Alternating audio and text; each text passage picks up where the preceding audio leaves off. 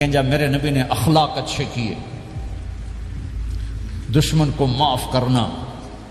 لیکن ایک آدمی آپ سوئے ہوئے تھے، آپ کی تلوار لٹکی تھی، ایک آدمی آیا، اس نے آپ کی تلوار اتاری اور یوں ماری پسلی میں.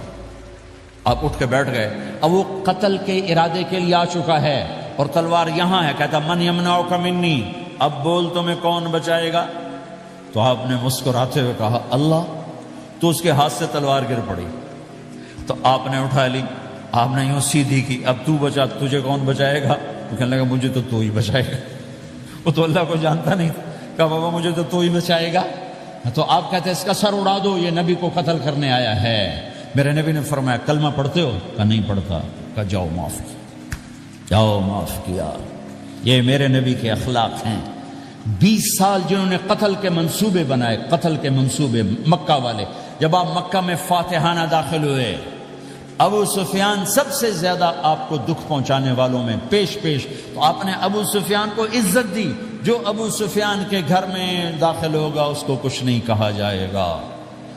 آپ تو ابو سفیان کو بلا کے سولی پہ لٹکاتے، اور آپ کہہ رہے ہیں جو ابو سفیان کے گھر میں جائے گا اسے کچھ نہیں کہا جائے گا، جو بیت اللہ میں ہوگا اسے کچھ نہیں کہا جائے گا. سارا مکہ سامنے، آپ یوں بیت اللہ کا دروازے پر یوں دونوں ہاتھ ایسے ٹکا کے کھڑے تھے. پھر آپ نے کہا میں کیا کروں گا اب تمہارے ساتھ؟ تو سہیل بن عمر نے کہا آپ کریم ہیں، کریم کے بیٹے ہیں. تو آپ نے کہا جاؤ میں نے معاف کیا.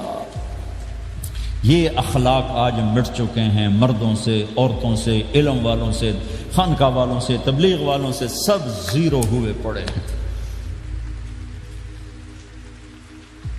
جب تک یہ اخلاق زندہ نہیں ہوتے اسلامی زندگی قائم نہیں ہو سکتی، اسلامی معاشرت قائم نہیں ہو سکتی. اور دین دو چیزوں سے آگے پھیلتا ہے، ایک دعوت اور ایک اخلاق. دعوت اور اخلاق، دعوت اور اخلاق. دعوت نہیں ہوگی تو اخلاق نہیں پڑے رہ جائیں گے، اخلاق نہیں ہوں گے تو دعوت کوئی قبول نہیں کرے. میرے نبی نے کتنے معجزے دکھائے مکے میں، نہیں کلمہ پڑھا. بدر میں ان کے 70 مارے گئے. فرشتوں کو دیکھا، جبریل کے گھوڑے کی آواز سنی، کلمہ نہیں پڑھا. خندق میں شکست ہوئی، کلمہ نہیں پڑھا. پانی نکلتے دیکھا انگلیوں سے، کلمہ نہیں پڑھا. ایک بکرے کا ایک بازو پکایا، ایک بازو بکرے کا، ایک اگلا جو بازو ہوتا، اور 40 آدمیوں نے کھانا کھایا اور ایک بوٹی کم نہیں ہوئی، ایک بوٹی کم نہیں ہوئی. کلمہ نہیں پڑھا.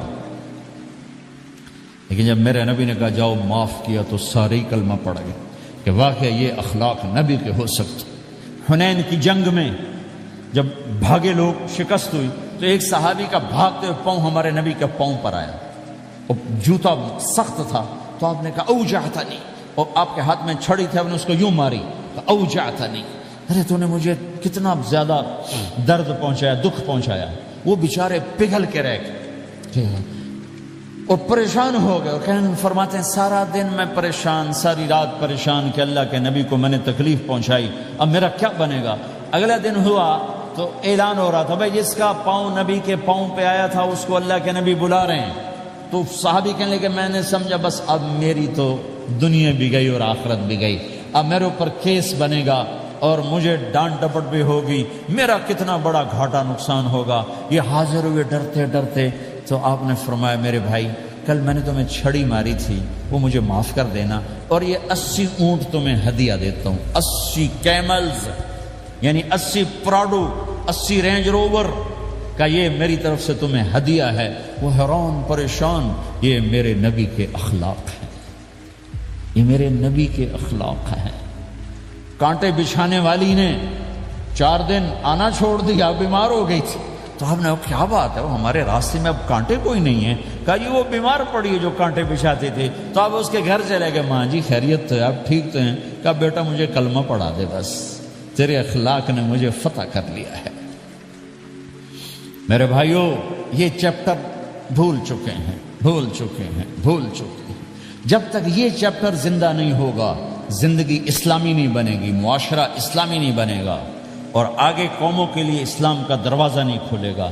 ہمیں معاف کرنا آتا ہو، ہمیں گالی دینے والے کو دعا دینا آتا ہو، غیبت کرنے والے کی تعریف آتی ہو، اور غیبت کرنے سے، غیبت سننے سے اپنے آپ کو ایسے بچاؤ جیسے زہر سے بچاتے ہو، اسے آگ سے بچاتے ہو. ایک دوسرے کو نفرت کا بول نہ بولو ورنہ ساری زندگی تباہ و برباد ہو جائے گی. میرے رب کی قسم میرے نبی نے کہا ایک زبان کا بول انسان بولتا ہے اور جہنم کی گہرائیوں میں گر جاتا ہے، اور ایک زبان کا بول انسان بولتا ہے اور جنت کے درجات پر چڑھ جاتا ہے۔ یہ زبان بہت طاقتور چیز ہے، میں ہر بیان میں اس کو دہرا رہا ہوں کہ جتنا یہ عمل ختم ہو چکا ہے اتنا کوئی عمل بھی نہیں ختم ہوا ہے۔ میرے نبی نے فرمایا معاذ تمہیں سارے دین کا خلاصہ بتاؤں؟ معاذ الا انبئک بمیلاک ھذا کلہ، میں تمہیں پورے دین کا خلاصہ بتاؤں؟ کون معاذ جس کے ہاتھ میں علماء کا جھنڈا ہوگا؟ کون معاذ؟ میں ابھی مئی میں ان کے اردن اجتماع میں گیا، آگے ان کے اربد میں گئے، آگے وہاں ان کا مقبرہ ہے 18 کلومیٹر۔ میں گیا کمرے میں داخل ہوا تو سارا کمرہ خوشبو سے مہک رہا تھا، اور مجھے ایک شخص نے بتایا یہ خوشبو 24 گھنٹے یہاں آتی رہتی ہے۔ جن کو 18 ہجری میں انتقال ہوا، 1417 سال ہو گئے مرے ہوئے، اور قبر سے خوشبو آ رہی۔ اس آدمی کو سمجھایا کیسے اور بتایا کیا؟ معاذ تمہیں سارے دین کا خلاصہ بتاؤں؟ کہ جی بتائیں۔ تو آپ نے یوں کیا، اپنی زبان نکالی اور اس کو پکڑا انگلی سے، پھینکا، کف ھذا، معاذ اس زبان پہ قابو پا جا، یہ پورا دین ہے۔ یہ زبان آج کھل گئی ہے۔ حضرت لقمان علیہ السلام کا فرمان ہے، بیٹا میں چپ رہنے پہ کبھی نہیں پچھتایا، میں ہمیشہ اپنے بول پہ پچھتایا ہوں۔ معاذ نے کہا یا رسول اللہ زبان کے بول پہ پکڑ ہوگی؟ کہ تیرا بھلا ہو جائے معاذ، سب سے زیادہ جہنم میں دھکا دینے والی زبان ہوگی۔ اور ایک صحابی ہیں ابو دجانہ۔ کون ابو دجانہ؟ السابقون الاولون من المہاجرین والانصار، اس میں پہلی صف کے صحابہ۔ کون ابو دجانہ؟ جب آپ حج پر گئے تو اپنی جگہ مدینے کا امیر ابو دجانہ کو بنایا۔ ابو دجانہ حج میں شریک نہیں ہوئے، کہ آپ نے اپنی جگہ ان کو اپنا نائب بنا کے وہاں کھڑا فرمایا، ابو دجانہ میری جگہ پر مدینے کا امیر ہے، یہ وہ ابو دجانہ ہیں۔ کون ابو دجانہ؟ جو جنگ بدر سے لے کر آخری حج تک ہر سفر میں شریک ہیں،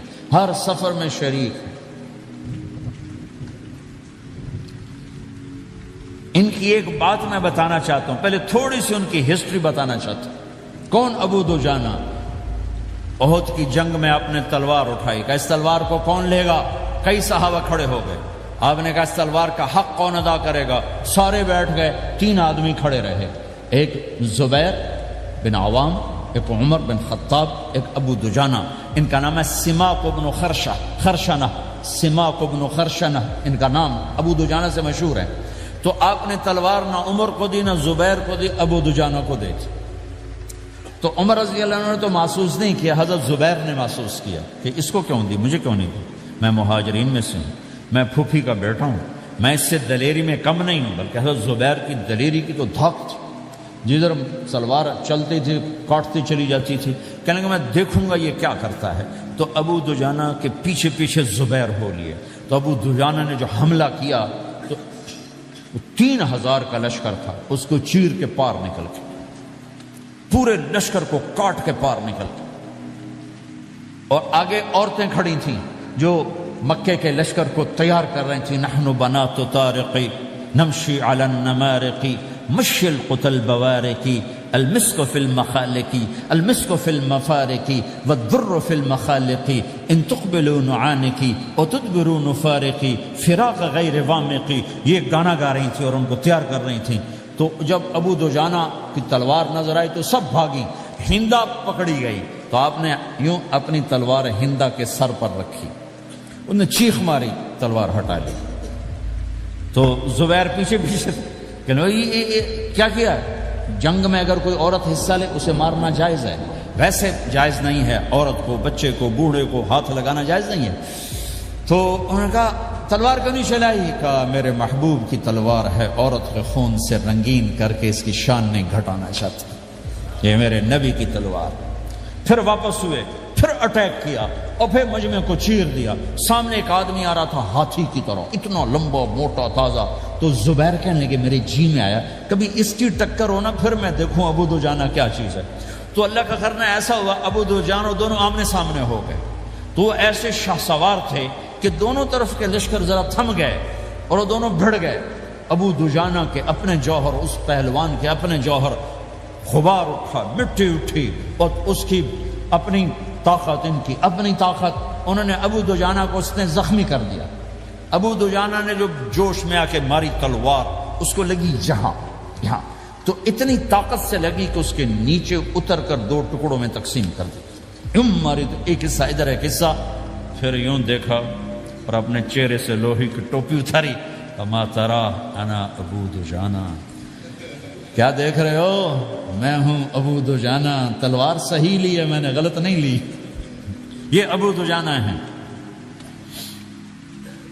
اور جب شکست ہو گئی احد کی جنگ میں، اور پھر 10-12 آدمی نے آپ کو گھیرے میں لیا ہوا تھا، ان میں ایک ابو بکر تھے، عمر تھے، علی تھے، طلحہ تھے، زبیر تھے، سعد بن ابی وقاص تھے، اور سہل بن حنیف تھے، عبادہ قتادہ بن نعمان تھے، اور ابو دجانہ تھے رضی اللہ تعالی عنہم. ان میں سے ایک ابو دجانہ بھی تھے. اور یمامہ کی جنگ میں ابو دجانہ شہید ہوئے. یمامہ کی جنگ میں شہید ہوئے. یہ ابو دجانہ کی تھوڑی سی سیرت آپ کے سامنے آئی ہے. اس کے بعد اب آپ ان کے قول کو سنو تاکہ اس کا وزن آپ کے سامنے آئے. یہ بدر کے شریک ہیں. اللہ کے نبی نے کہا بدر کا صحابی جو مرضی کرے بخشا گیا. یہ صلح حدیبیہ کے شریک ہیں. اللہ نے قرآن میں کہا لقد رضی اللہ، میں ان سے راضی ہو گیا. یہ صحابی ہیں. اللہ نے کہا کلا وعد اللہ الحسنى، اے میرے نبی تیرے ہر صحابی کے لیے جنت کا وعدہ ہے. اور اب یہ کیا کہتے ہیں؟ یہ کیا کہتے ہیں لوگو؟ ان ارجع عملی عند، لوگو میرے پاس، ابو دجانہ میرے پاس بخشش کا سب سے بڑا عمل جانتے ہو کیا ہے؟ بدر نہیں، احد نہیں، حدیبیہ نہیں، خندق نہیں، خیبر نہیں، فتح مکہ نہیں، آخری حج نہیں. کیا ہے؟ کیا ہے لوگو؟ ان ارجع عملی عندی، میرے پاس آخرت میں بخشش کا سب سے بڑا عمل بس ایک ہے کہ ما آذیت احدا بلسانی، میں نے اپنی زبان سے کبھی کسی کو دکھ نہیں پہنچایا. ولا اجد فی قلبی غلا لاحد، اور میرے دل میں کسی کے لیے بغض کوئی نہیں ہے، بس یہ میری بخشش کا عمل ہے. تو بھائیو، نبی کے اخلاق میں 2 چیزیں لے لو.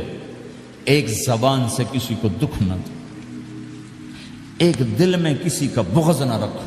اللہ کی قسم بغیر حساب کتاب کے جنت میں جاؤ گے.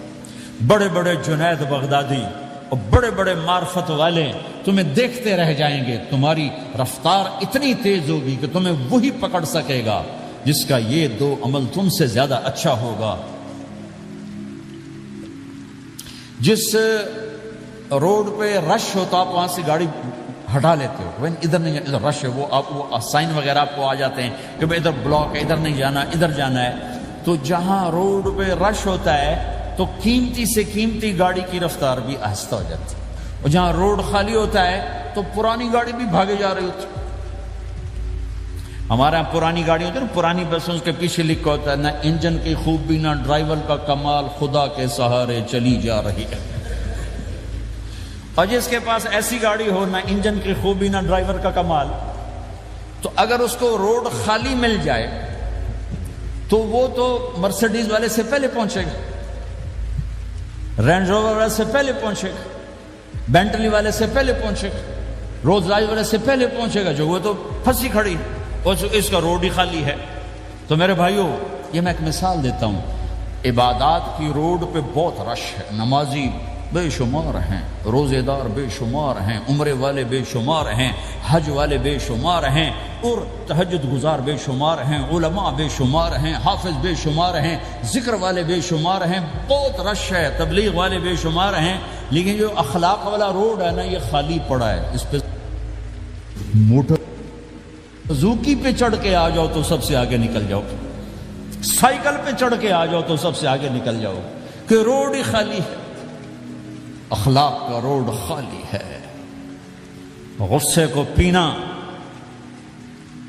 دکھ دینے والے کے سامنے، درد دینے والے کو خوشیاں دینا، گالی دینے والے کو دعا دینا، کرو تو صحیح. میرے رب کی قسم، اس میں وہ لذت ہے، وہ لذت ہے کہ ساری دنیا کی لذتیں تمہیں بھول جائیں گی. اگر یہ لذت تمہیں مل گئی پی جا ایام کی تلخی کو بھی ہنس کے ناصر، غم کے سہنے میں بھی قدرت نے مزہ رکھا ہے۔ اپنے لہو کے گھونٹ پی، زخم پہ زخم کھا کے جی، آہ نہ کر لبوں کو سی، عشق ہے دل لگی نہیں، سینے پہ تیر کھائے جا، آگے قدم بڑھائے جا، یعنی زبان حال سے کہہ دے کہ ہاں ستائے جا۔ آج اخلاق کوئی نہیں ہے، میں تو روتا پھرتا ہوں۔ تبلیغ میں نکلو نکلو نکلو، خانقاہوں میں ذکر ذکر ذکر، اور مدرسوں میں فقہ فقہ فقہ۔ کوئی تو اس سبق کو بھی، یا اور بھی دکھ ہیں زمانے میں محبت کے سوا، راحتیں اور بھی ہیں وصل کی راحت کے سوا۔ جس دن امت کے اخلاق زندہ ہوئے، آپ اسلام کی بہار دیکھو گے۔ اگر اپنے گھر میں خوشیاں لانا چاہتے ہو تو اللہ کی قسم بڑے گھر سے نہیں آئے گی، کوئی 5 لاکھ پاؤنڈ کی گاڑی سے خوشی نہیں آئے گی، کوئی بہت بڑا عالی شان بنگلہ بنانے سے خوشی نہیں آئے گی، تمہارے اخلاق سے گھر میں خوشی آئے گی۔ اگر بیوی کا سلوک تمہارے ساتھ اچھا ہے، تمہارا سلوک بیوی کے ساتھ اچھا ہے، اس گھر میں خوشی ہے۔ بیوی کا بول بدتمیز ہو تو خامند کی زندگی برباد، خامند کا بول بدتمیز ہو تو بیوی کی زندگی برباد، اولاد بد اخلاق ہو تو ماں باپ کی زندگی برباد، ماں باپ میں سختی ہو تو اولاد کی زندگی برباد، بھائی بھائی میں بول میں سختی ہو تو بھائی کی زندگی برباد، بہن بھائیوں میں سختی ہو تو بہن بھائی کی زندگی برباد، نیبر کے ساتھ سختی ہو تو نیبر کی زندگی برباد۔ میرے نبی نے فرمایا ما آمن بی من بات شبعان و جارہ جائع، وہ میرے اوپر ایمان لایا ہی نہیں جو خود پیٹ بھر کے کھائے اور پڑوسی بھوکا ہو۔ واللہ لا یؤمن واللہ لا یؤمن واللہ لا یؤمن، 3 دفعہ اللہ کی قسم ایمان والا نہیں، اللہ کی قسم ایمان والا نہیں، اللہ کی قسم ایمان والا نہیں۔ کون یا رسول اللہ؟ الذی لا یأمن جارہ بوائقہ، جو پڑوسیوں کو تنگ کرے وہ ایمان والا نہیں ہے۔ میرے بھائیو یہ چیپٹر مٹ چکا ہے، کہیں نہیں دیکھنے کو ملتا ہے۔ ایسا نہیں کہ دنیا خالی ہو گئی ہے، لیکن 1 کروڑ میں 1 ملا تو کیا ملا، 1 کروڑ میں بھی 1 نہیں ملتا۔ میں بڑے لمبے سفر کر کر کے اس نتیجے پر پہنچا ہوں کہ 1 کروڑ مسلمان اکٹھے کروں، اس میں لاکھوں تہجد گزار ہوں گے، لاکھوں 5 وقت کے نمازی ہوں گے، اس میں لاکھوں عمرے حج کرنے والے ہوں گے، اس میں لاکھوں علماء حفاظ ہوں گے، لیکن شاید اخلاق والا ایک بھی نہ۔ اپنی زندگی کو اگر سکھ دینا ہے، چیزوں کے پیچھے نہ دوڑو، اخلاق بناؤ۔ مقدر کی چیزیں ملیں گی، کمائیوں میں حلال لاؤ، حرام سے بچو، سچ پہ آؤ، جھوٹ سے بچو، دھوکہ نہ دو کسی کو، ورنہ زندگی ویران ہو جائے گی۔ ٹیکس بچانے کے لیے جھوٹ نہ بولو، ورنہ دل کالا ہو جائے گا۔ جھوٹ پیسے کی خاطر، لعنت ہے اس دولت پر، لعنت ہے اس ملک پر۔ ہے کیا مثالیں اس امت نے قائم کی ہیں، اچھوں سے برے، بروں سے اچھے ہمیشہ پیدا ہوتے چلے آئے۔ یزید فاسق، فاجر، ظالم، 3 بر اعظم کی حکومت چھوڑ کے مر رہا ہے، 34 سال کی عمر، اور بعض آتا ہے 38 سال کی عمر، 40 سال کو نہیں پہنچا، 40 سال سے پہلے مر گیا۔ اس کا بیٹا معاویہ بن یزید رضی اللہ تعالیٰ عنہ، 3 بر اعظم کی حکومت، 3 بر اعظم کی حکومت، 40 دن حکومت کی، 40 دن، پھر اپنے سارے خاندان کو اکٹھا کیا اور کہا دیکھو لوگو، جس حکومت کے نیچے حسین کا خون گرا ہو، میں اس حکومت پہ لعنت بھیجتا ہوں۔ یہ ہے تمہاری حکومت، جس کو مرضی دے دو، مجھے نہیں چاہیے۔ 3 بر اعظم کی حکومت چھوڑ دی، صرف 22 سال کی عمر میں، 22 سال کی بھرپور جوانی کی عمر میں حکومت کو لات مار دی۔ میں چند پاؤنڈ کے لیے سچ کو لات مار دوں؟ میں چند پاؤنڈ کے لیے انسانوں کو دھوکہ دوں؟ تو بھائیو سچ کے عادی بنو۔ بڑا عالی خلق ہے سچ بولنا، بڑے عالی اخلاق ہیں لوگوں کو نفع پہنچانا، لوگوں کے سامنے میٹھا بنو، کڑواہٹ اندر رکھو، مٹھاس تقسیم کرو، پوری دنیا میں دین زندہ ہوگا۔ اس نقل و حرکت، یہ دعوت کی نقل و حرکت، میں بولٹن میں آج سے 31 سال پہلے بھی آیا تھا، 20 آدمی نہیں اکٹھے کر سکے تھے ہم، سارے دن کے گشتوں کے بعد۔ ایک گرجا مسجد تھا اس وقت، تو ہم کو 50 آدمی اکٹھے نہیں کر سکے تھے، آئیے ہزاروں کا مجمع ہے، اس کے پیچھے پتہ نہیں کتنی محنتیں ہوئی ہیں، تب جا کر یہ رنگ بنا ہے، اس لیے کہ شکل بنی ہے، اس میں رنگ بھرنے کی ضرورت ہے، اور وہ ہے میرے نبی کے اخلاق، میرے نبی کی مبارک زندگی، جس میں درگزر، جس میں معاف کرنا، جس میں میٹھا بول، جس میں چھوٹا بن جانا اور دوسرے کو بڑا بنانا، جس میں سچ بولنا، جس میں دھوکے سے بچنا، یہ مسلمان کی شان ہے۔ تو ہمارے تو نوجوان یہاں کی لڑکیوں کو دھوکہ دیتے ہیں، پیپر بنانے کے لیے یہاں کی لڑکیوں سے شادی کرتے ہیں، ان کی زندگیاں برباد کر دیتے ہیں، اپنا ایمان خراب کرتے ہیں، ان کی زندگی خراب کرتے ہیں۔ مسلمان ہی دھوکے باز بن جائے تو لوگوں کو راہبری کون دے، راہبر کون بنے گا؟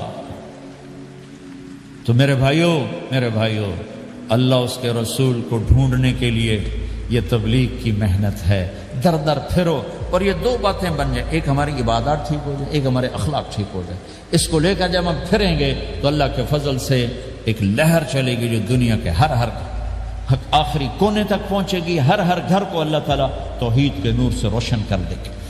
اس کے لیے ہم وقت مانگتے ہیں کہ یہ ایک زندگی ہے جو میرے 1.25 گھنٹے کی تقریر سے 1.5 گھنٹے کی تقریر سے قابو میں نہیں آئے گی، اس کو سیکھنے کے لیے وقت مانگتے ہیں۔ نکلو میرے بھائیوں، نکلو میرے بھائیوں، اور آج تک جو اللہ پاک کے ساتھ، اللہ کے رسول کے ساتھ کوئی جنگ کی، اس سے صلح کر لو، کسی سے لڑے ہوئے ہو فوراً صلح کر لو، اس کو بھی منا لو، اس سے بھی مان جاؤ، کسی سے روٹھے نہ رہو، کسی سے قطع تعلق نہ کرو، سب سے سلام کرو، دل کو صاف رکھو۔ ابو دجانہ جیسی ہستی فرماتے ہیں کہ میری بخشش کا عمل یہ ہے کہ زبان سے دکھ نہیں دیا، دل میں بغض کوئی نہیں، اور وہ کہتے ہیں یہ میرا سب سے بڑا عمل ہے۔ یہ اپنے نبی کے اخلاق میں 2 باتیں لے لیں، اس زبان سے کسی کو دکھ نہ پہنچے، دل میں کتنے ہی لوگ ستائیں، بغض نہ رکھو، صاف کرو، دھو دو، اور فرائض میں نماز چھوٹے نہیں، اور پھر اس کو لے کر یہ امت پھرے، کیونکہ اس امت کا کام بیٹھنا نہیں ہے، اس امت کا اجتماعی جرم ہے کہ انہوں نے اللہ کے دین کے لیے پھرنا چھوڑ دیا، اس امت کی اجتماعی خطا ہے کہ انہوں نے اللہ کے پیغام کو آگے پہنچانا اس کو اپنا کام نہ سمجھا، اس کے لیے پھرنا چھوڑ دیا، تو اپنے بھی ہاتھوں سے نکل گئے، پرائے تو پہلے ہی پرائے تھے۔ تو میرے بھائیوں، اس کے لیے نیت کرو، ارادے کرو۔ جو بھائی یہ تیار ہوں یہ دسمبر کے آخر تک، تو وہ کھڑے ہو کر ذرا اپنے ناموں کا اظہار فرما دیں، اور یہ جو چھٹیاں آ رہی، یہ ساری چھٹیاں لگانے کے لیے جو نوجوان تیار ہوں وہ بھی کھڑے ہو کے اپنی شکلیں زیارت کروا دیں، اللہ بھی راضی ہو جائے، اللہ کا نبی بھی راضی ہو جائے، جلدی سے کھڑے ہو کر بتا دیں۔ فرمائیں جی۔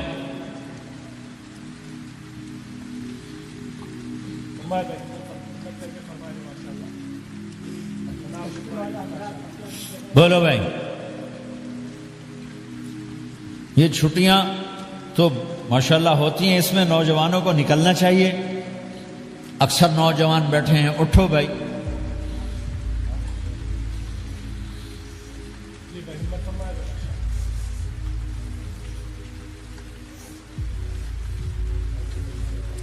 جلدی فرمائے بھائی، جلدی فرمائے، ایسے نہیں ہوگا، پہلے 4 مہینے دینا پھر سنو گا۔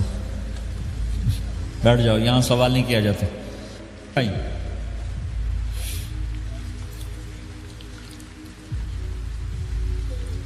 جلدی سے بتائیں بھائی، جلدی سے بتائیں بھائی،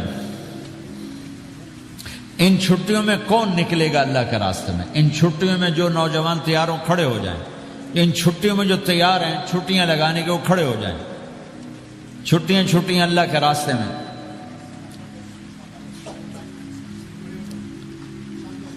ہاں بھائی، فرمائیں جی، فرمائیں جی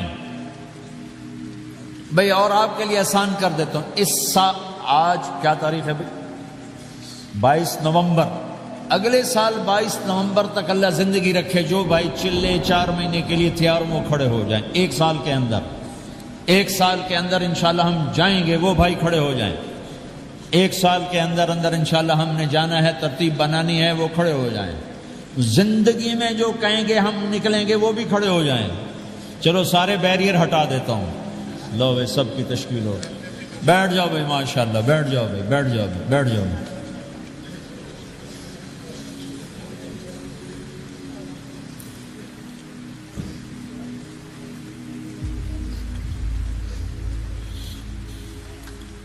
میں بیٹھ جا، میں دعا کرتے ہیں. دعا سے پہلے تھوڑی سی بات کرنا چاہتا ہوں، سن لیں پھر انشاءاللہ دعا کرتے ہیں. مسلمان کی زندگی چلتے پھرتے دعوت ہے. مسلمان کی زندگی چلتی پھرتی دعوت ہے. اگر اسلام ہماری زندگی میں ہو، عبادات ایسی چیزیں جو نظر نہیں آتی، اخلاق ایسے چیزیں جو چھپ نہیں سکتی. اخلاق ایک ایسی صفت ہے جس کو آپ چھپا نہیں سکتے. بد اخلاقی ایسی برائی ہے جس کو آپ چھپا نہیں سکتے. شراب تو چھپ سکتی ہے، اندر کمرے میں بیٹھ کے پی لے. روزہ چھپ سکتا ہے، نہیں رکھا کسی کو کیا خبر.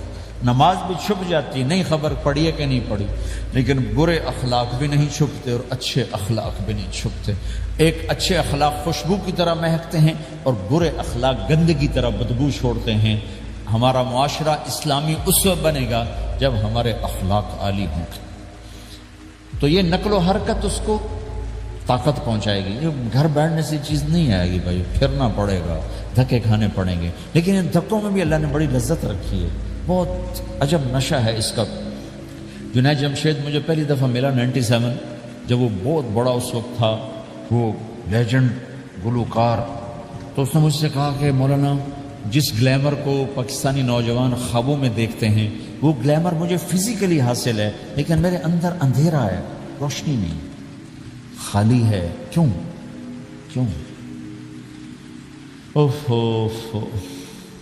میں نے کہا تمہارے سیدھے گھٹنے میں درد ہو، تم الٹے گھٹنے میں دوا لگاؤ تو فائدہ ہوگا کہ نہیں.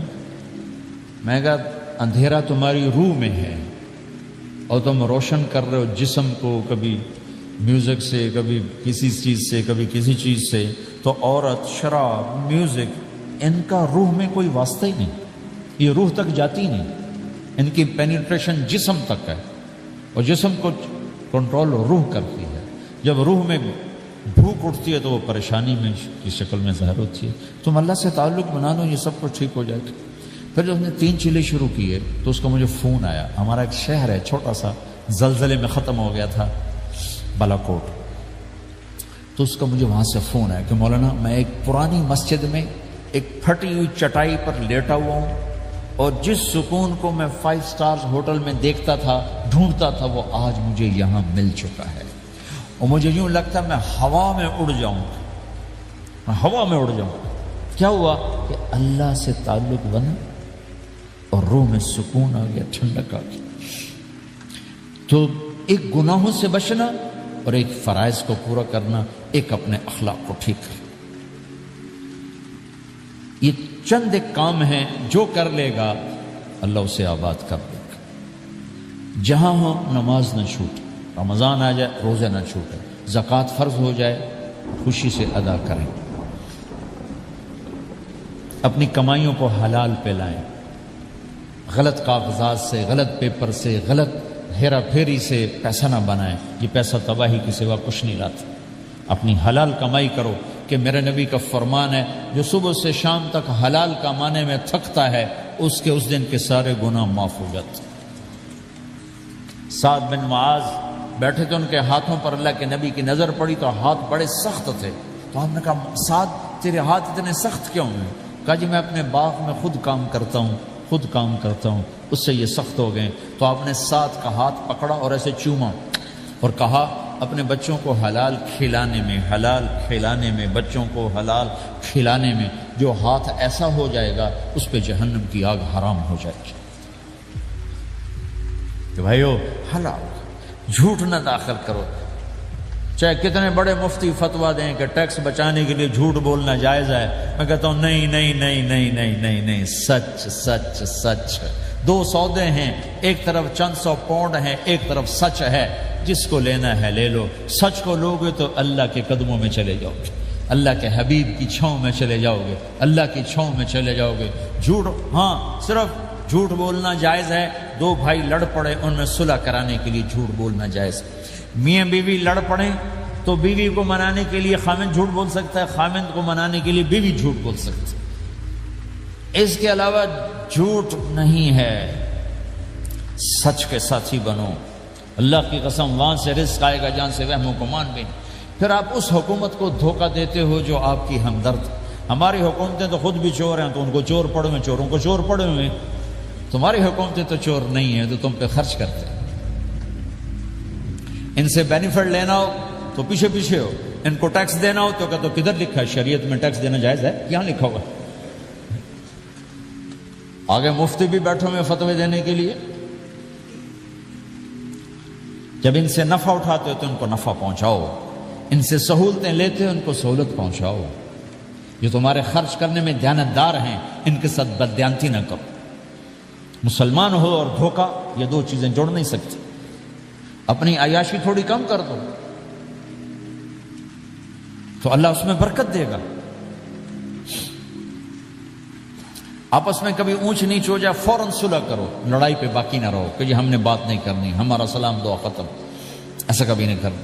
اونچ نیچ ہوتی ہے لیکن فوراً صلح کرو. ماں باپ میاں بیوی کٹھے رہتے ہیں تو ہمارا سسرالی معاشرہ بہت سخت قسم کا ہے. ماں باپ اتنی مداخلت کرتے ہیں بچے میں کو ان کی زندگی تباہ کر دیتے. ساس سسر بہو پہ اتنا حق جتلاتے ہیں کہ خامد کا بھی اتنا حق نہیں رہ جاتا، اس سے زندگی ٹوٹ جاتی. اگر سسر ہو بہو کو عزت دو، ساس ہے بہو کو عزت دے، بہو ہے ساس سسر کو عزت دے. لیکن اللہ کی قسم ساس اور سسر کا بہو پہ کوئی شرعی حق کوئی نہیں. میرے بچے کی شادی ہوئی، میں نے اپنی بیوی سے کہا بات سنو، ہم کسی کی بیٹی کو لے کے آ رہے ہیں، اگر ماں بن کے دکھاؤ گی تو میں یہاں اس کو لاؤں، اور اگر ماں بن کے نہیں دکھانا تو میں اس کو الگ گھر دیتا تاکہ ہم اس کی زندگی میں دخل انداز نہ ہو، ہم ان کی زندگی کو خراب نہ کریں. اگر کسی کے پاس الگ گھر دینے کی وسعت نہیں ہے تو وہ خود تو الگ ہو سکتا ہے کہ نہیں ہو سکتا. ایک ہی گھر میں رہتے ہیں، الگ گھر کی وسعت نہیں تو دونوں باہر نکل جاؤ، بچوں کی زندگی سے باہر نکل جاؤ. اپنا ان پر حاوی نہ کرو ورنہ آپ خود بھی برباد ہو جاؤ گے، ان کو بھی برباد کر دو. کتنی طلاقوں کے پیچھے ساس اور سسر ہیں، کتنی طلاقوں کے پیچھے میاں بیوی کی آپس کی بدتمیزی ہے کہ اس ماحول میں برداشت کرنے کا رواج ہی ختم ہو گیا. برداشت نہیں کرنا، بڑا نقصان سہنا ہے، چھوٹا نہیں سہنا. ڈائمنڈ کیسے بنتا ہے؟ ڈائمنڈ کاربن ہے. وہ ڈائمنڈ کیسے بنتا ہے؟ وہ پریشر کو برداشت کرتا اللہ چمکا کے اسے ڈائمنڈ بنوا دیتا. تو نوجوانوں کے ذمے ہے کہ اپنی بیوی کو پروٹیکشن دیں ماں باپ سے. ماں باپ زیادتی کریں سامنے آ جائیں، ہاتھ جوڑیں، پاؤں پکڑیں، بدتمیز نہ ہوں کہ ابا جی میں آپ کا حکم، اب مجھے اس کہیں کیا کرنا ہے، اماں جی اب مجھے فرمائیں میں کیا کرنا ہے، میرے ذمے ہے اس کے ذمے نہیں ہے. بیوی زیادتی کرنے لگے تو اس کے سامنے ہو جاؤ، دیکھو بیگم یہ تیرا میرا رشتہ ٹوٹ سکتا ہے، ماں باپ کا رشتہ ٹوٹ نہیں سکتا ہے.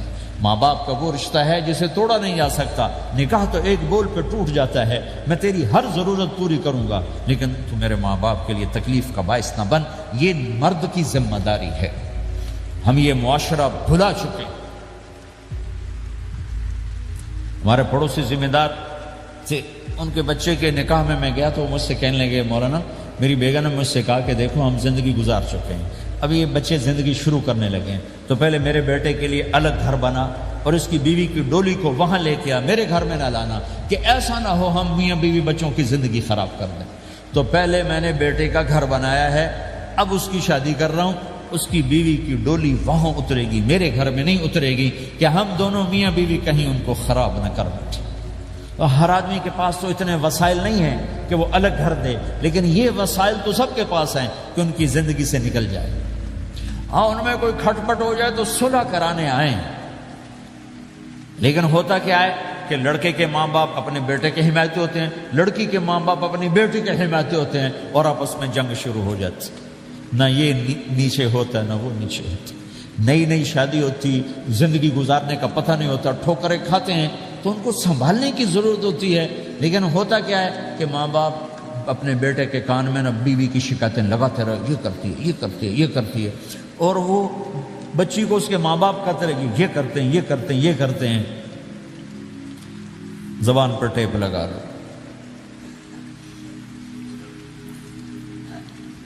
تو آپ کی زندگی روشن ہو جائے، آپ کا جیون خوبصورت ہو جائے. اور کبھی اونچ نیچ ہو جائے تو معافی مانگو، فوراً معافی مانگو. میاں بیوی لڑ پڑیں اور پھر صلح کر لیں. تو اللہ کو یہ عمل اتنا پسند ہے کہ ان کی صلح پر پچھلے سارے گناہ ان کے معاف کر دیتے. قرآن کی ایک آیت اتری ہی میاں بیوی کی لڑائی پر تھی. ایک خامد اپنی بیوی پہ بڑے ناراض ہوتے. مسجد میں بیٹھے بیٹھے انہوں نے نیت کی گھر جاؤں گا اور بیوی کی ٹھکائی کروں گا. یہ انہوں نے نیت کی ہے. مسجد میں بیٹھے بیٹھے نیت کی گھر جاؤں گا میں ان چنگا لتر پھیرنا ہے. میرے اللہ تو آسمان زمین اللہ کے لیے تو سب برابر ہے دیکھنا. تو اللہ پاک نے اسی وقت قرآن اتارا. اسی وقت یا ایھا الذین آمنوا ان من ازواجکم و اولادکم عدوا لکم فاحذروہم. اے ایمان والو بیوی بچے اولاد. عدوکم نہیں کہا عدوا لکم, بیچ میں لام لائے ہیں یہ بتانے کے لیے کہ عدو اصلی معنی میں نہیں ہے. یہ اس معنی میں ہے کہ اے ایمان والو تمہارا بیوی بچوں کے ساتھ ٹھائیا ہو سکتا ہے, کھٹ پٹ ہو سکتی ہے, جھگڑا چھوٹا موٹا ہو سکتا ہے. کیا کرنا ہے؟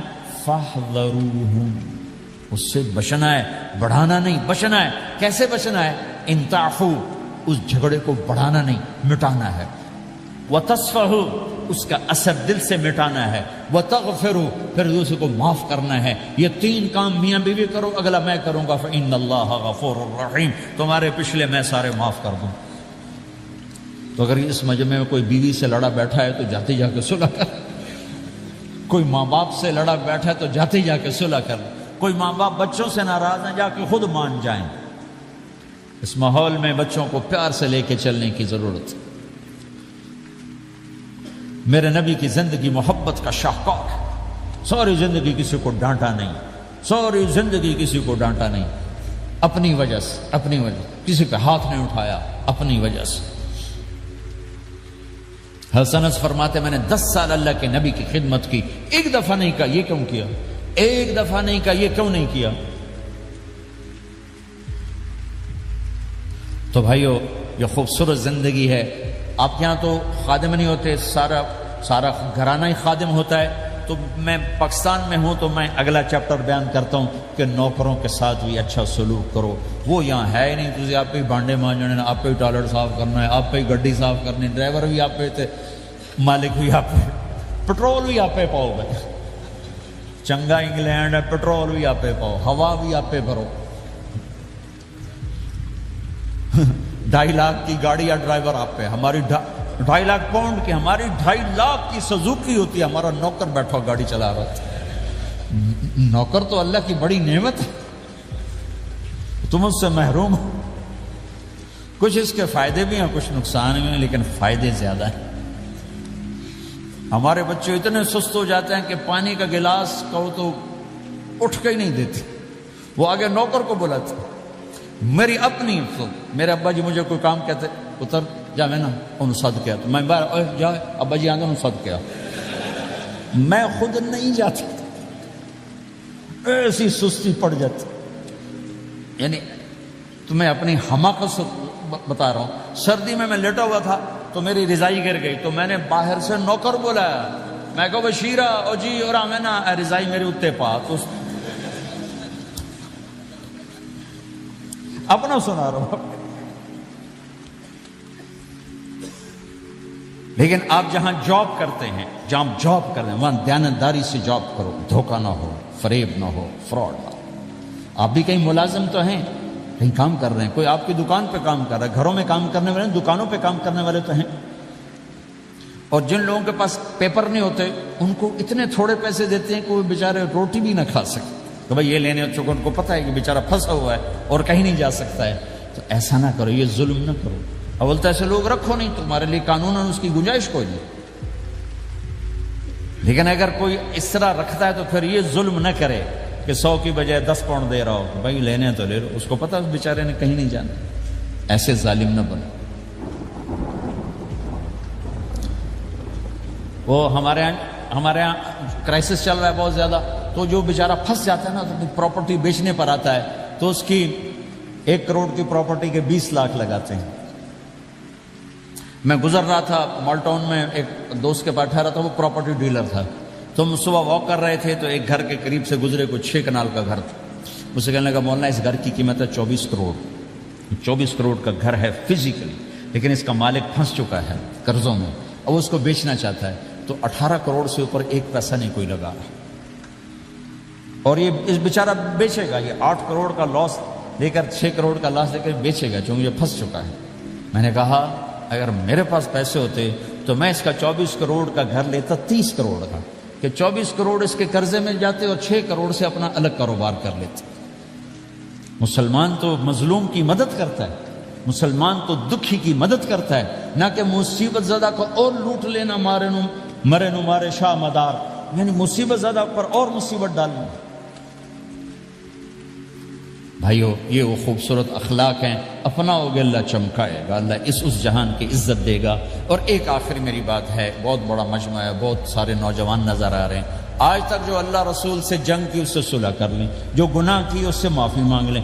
ادھر ہم معافی مانگیں ادھر اللہ معاف کر دے گا، ادھر ہم توبہ کریں گے ادھر اللہ معاف کر دے گا. اور آپ تو ماشاءاللہ سارے بہت اچھے بیٹھے ہوئے ہیں. میرا ایک شاگرد ہے مولوی امجد، کراچی میں امام مسجد، اس کے پڑوس میں ایک عورت تھی، وہ لڑکیاں سپلائی کرنے کا کام کرتی تھی. کتنا ذلیل کام ہے،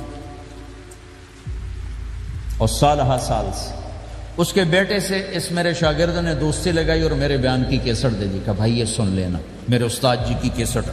اس نے گھر میں جا کے لگا لی. اس کی ماں چلتے پھرتے کانوں میں آواز پڑ رہی ہے. آخر وہ آ کے بیٹھ گئے، کہنے لگی سنا، مجھے بھی سنا. تو اس نے سارا سنا، پھر کہا دوبارہ سنا، پھر سنا، کہا دوبارہ سنا، پھر سنا. تو کہنے لگی یہ کون ہے؟ کہا پتہ نہیں کون. تمہیں کس نے دی؟ کہا یہ امام مسجد نے. تو بچے کا ہاتھ پکڑا اور آ گئی دروازے پر. اس وقت لوگ تراویح پڑھ کے باہر نکل رہے تھے. کہنے میں نے امام صاحب سے ملنا ہے. وہ آ گئے، کہا جی یہ کیسٹ آپ نے دی؟ یہ کون ہے؟ کہ میرے استاد ہیں. کیا نام ہے؟ طارق جمیل. اچھا. انہوں نے توبہ کی بڑی بات بتائی ہے، تمہیں پتہ ہے نا میرا کیا کام ہے؟ کہ میری توبہ قبول ہو سکتی ہے؟ تو کیوں نہیں اماں جی ہو سکتی. کہا ٹھیک ہے پھر میں اللہ کو گواہ بناتی ہوں میری توبہ. اور اس نے مسجد میں آنا شروع کر دیا تراویح میں. 5واں روزہ ہے اور دعا مانگتی ہے اللہ اگر میری توبہ قبول ہے تو مجھے اپنے پاس بلا لے، یا اللہ اگر میری توبہ قبول ہے تو مجھے اپنے پاس بلا لے. 29ویں روزے سجدے کی حالت میں اللہ نے اٹھا لی. ساری زندگی کام کیا؟ لڑکیوں کی سپلائی، اتنا بدترین کام. اور موت آئی رابعہ بصری جیسی. یہ ہے توبہ کا کمال کہ اللہ کی رحمت سے کبھی نا امید نہیں ہونا چاہیے. اللہ کوئی تھانے دار نہیں ہے کہ اس نے چھتر پھیرنا ہے. اللہ کریم ہے، مہربان ہے، ہمارا دوست ہے، ہمارا رب ہے.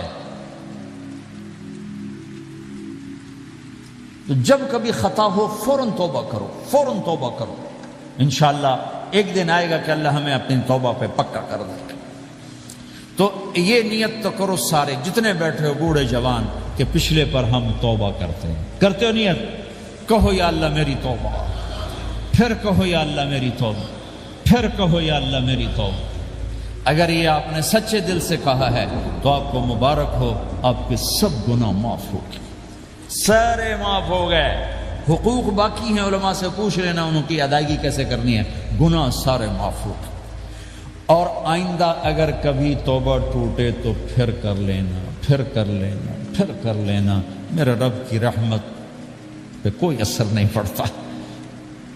لن تبلغوا ضری فتضرونی ولن تبلغوا نفعی فتنفعونی. یہ میرے رب کی صفت ہے. وہ کہتا میں نفع سے بھی پاک ہوں، نقصان سے بھی پاک ہوں. نہ کوئی مجھے نفع پہنچا سکتا ہے نہ کوئی نقصان پہنچا سکتا ہے. تو میرے گناہوں سے اس کو کیا گھاٹا پڑتا ہے؟ مجھے گھاٹا پڑتا ہے. لہٰذا جب بھی ہم معافی مانگیں گے وہ خوشی سے معاف کریں گے، جب بھی توبہ کریں گے خوشی سے قبول کریں گے. ٹھیک ہے نا؟ سارے نیت کرتے ہو؟ درود شریف پڑھو. اللہم لک الحمد کما انت اہلہ وصلی علی محمد کما انت اہلہ وفعل بنا ما انت اہلہ انک اہل التقوی و اہل المغفرہ. ربنا آتنا فی الدنیا حسنہ وفی الآخرۃ حسنۃ وقنا عذاب النار. یا اللہ ہم نے توبہ کی ہے، ہماری توبہ قبول فرما.